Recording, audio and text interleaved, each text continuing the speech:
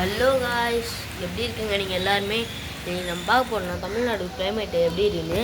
இதை பாருங்கள் காய்ஸ், ஃபுல்லாக மழை மழையாக பெய்யுது.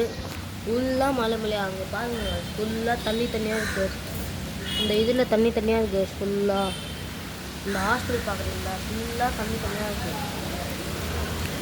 இந்த ஹாஸ்டல் ஃபுல்லாக எப்படின்னே தெரில காய்ஸ். கொஞ்சம் தான் மழை பெஞ்சிருக்கு. இந்த இடத்துல வந்து நைட்லேருந்து இப்போ கொஞ்ச நேரம் மழை பெய்யுது, அவ்வளோதான்.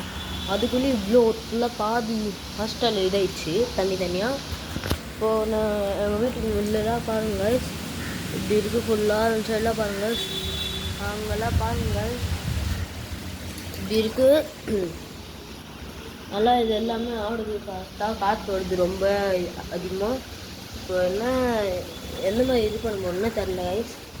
இன்றைக்கி லீவு, நேற்று லீவு, நாளைக்கு சண்டே, அது அப்படியே லீவ் தான்.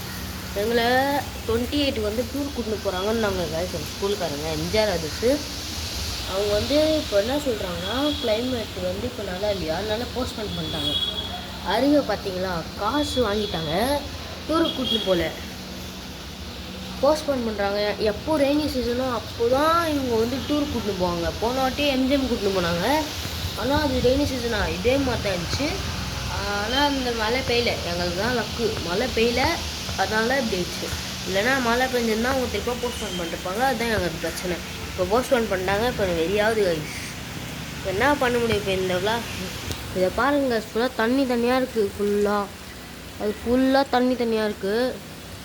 அவங்களாம் அந்த சைடு ஃபுல்லாக மழை போயிட்டு கைஸ் மழை. ஐயோ, தண்ணியில் ஃபோனில் தண்ணி பட்டுச்சு. இப்போ என்ன பண்ண முடியும், இப்படி தான் இருக்குது கிளைமேட்டுக்கு, இப்படி தான் இருக்குது. ஓகே கைஸ், இன்றைக்கி இந்த பிளாக் லைவில் தான். பாய் பாய்.